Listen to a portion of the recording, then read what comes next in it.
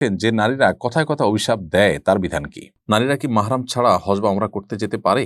সত্য জানতে চাওয়ার পরও কোনো মেয়ে মিথ্যা বলে নিজের অতীত হারাম রিলেশনের কথা গোপন করতে পারবে কিনা?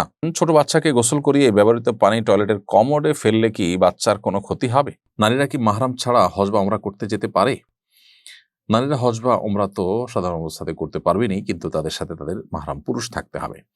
কেন মাহরাম পুরুষ থাকতে হবে? কারণ হজ বা উমরা এটা সফর করে আদায় করতে হয়। যদি কেউ মক্কাতে থাকেন, এমন অবস্থায় থাকেন যেখানে আসলে সফর কোনো দূরত্ব না, তিনি যদি মাহরাম ছাড়াও হজ করে ফেলতে পারেন, তার হজ জায়েজ আছে। তারপরেও মাহরাম সাথে থাকা অবশ্যই উত্তম, তার নিরাপত্তা এবং সার্বিক তার প্রাইভেসি মেনটেন করার জন্য।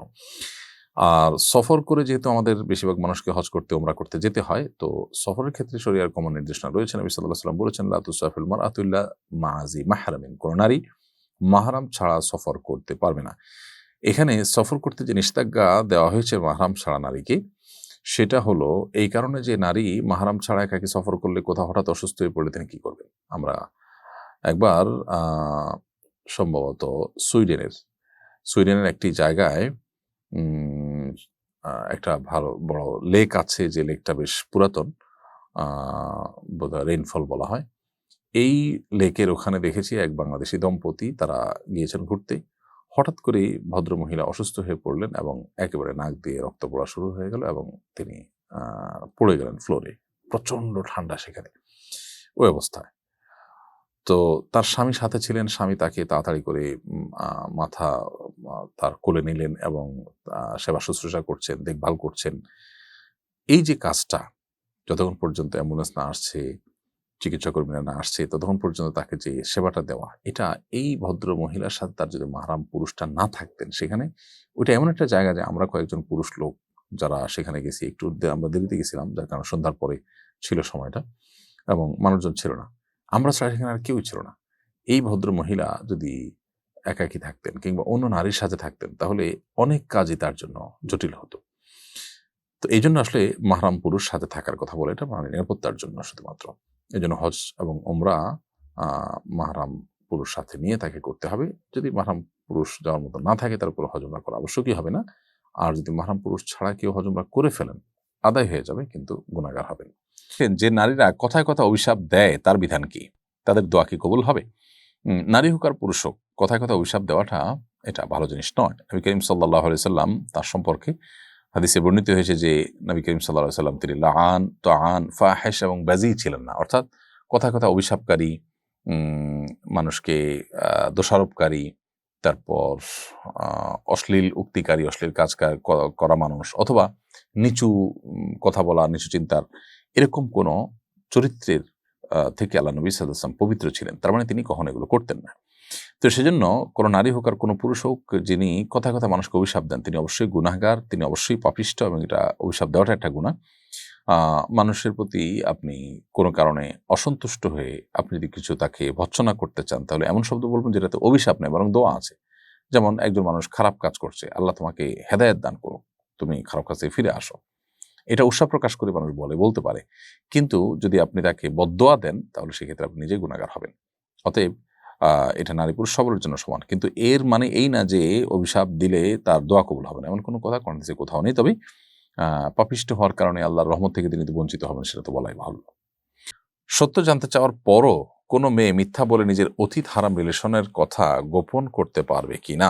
যদি এমন হয় যে এখানে এই সত্য বলার কারণে আপনি বড় ধরনের ক্ষতির মুখোমুখি হবেন এবং আপনার স্বামী আপনাকে বারবার জিজ্ঞেস করা সত্ত্বেও যদি আপনি সত্য উচ্চারণ করেন, তাহলে সেক্ষেত্রে আপনার ভয়াবহ বিপদ আপনার উপর নেমে আসবে। তাহলে আপনি নিজেকে রক্ষা করবার প্রয়োজনে আপনি কৌশলে সরাসরি মিথ্যা না বলে একটু ঘুরিয়ে পেঁচিয়ে আপনি এড়িয়ে যেতে পারেন। আর যদি ব্যাপারটা এরকম হয় যে না, আপনি আসলে সেরকম কোনো ভয়ের আশঙ্কা করছেন না, অথবা করলেও সেটা ওভারকাম করবেন, আপনার আল্লাহর প্রতি সেই তাওয়াক্কুল আছে, ভরসা আছে, নিজের প্রতি সেই কনফিডেন্স আছে, তাহলে সেক্ষেত্রে আপনি সত্য বলাটাই উচিত। কারণ মিথ্যা এটা খুব জঘন্য অপরাধ।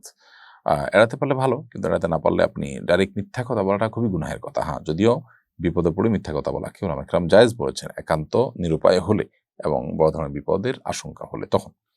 ছোট বাচ্চাকে গোসল করিয়ে ব্যবহৃত পানি টয়লেটের কমোডে ফেললে কি বাচ্চার কোনো ক্ষতি হবে? কোনো অসুবিধা নেই। বাচ্চাকে গোসল করানোর পর অতিরিক্ত পানি বা ব্যবহৃত পানি যেটা আছে সেটা টয়লেটে কমোডে আপনি ফেলে কমোড পরিষ্কার করলেন, সেটা করতে পারেন। ড্রেনে চলে যেতে পারে।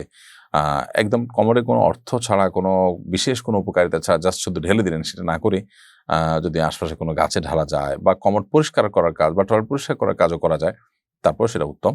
খোলাসা কথা হলো এতে কোনো অসুবিধা নেই, শিশুর কোনো ক্ষতি হবে না।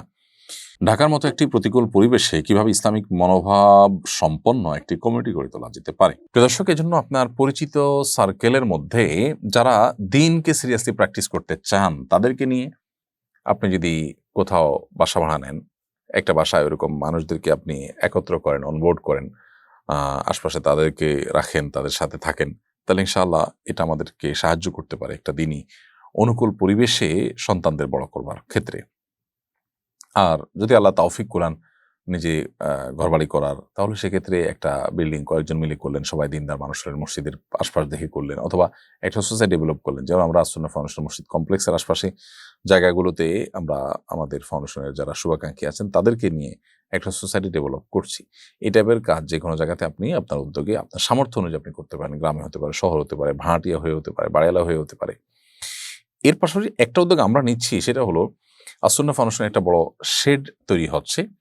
সেখানে ইনশাআল্লাহ বিইذনিল্লাহ প্রতি জুমাবার দিনভর ফ্যামিলি ডে আমরা উদযাপন করার চেষ্টা করছি। সেখানে বাচ্চাদের জন্য বিভিন্ন খেলাধুলা, রাইডের ব্যবস্থা থাকবে। বোনরা নিজেদের মধ্যে পরিচিতি এবং আলাপ আলোচনা এবং তাদের মধ্যে ভালো জিনিসগুলোর এক্সচেঞ্জ করার সুযোগ পাবেন, এবং নারী পুরুষ সবার জন্য দিনী হালাকার ব্যবস্থা থাকবে। তো এই আয়োজনটা বিনোদন এবং দিনী চেতনা বৃদ্ধি নিজেদের মধ্যে, সেজন্য আমরা করব ইনশাআল্লাহ তাআলা। এটা নিয়ে আমাদের ব্যাপক পরিকল্পনা আছে। আশা করি এটা আপনাদের কিছুটা হলেও এই চাহিদা পূরণ করবে।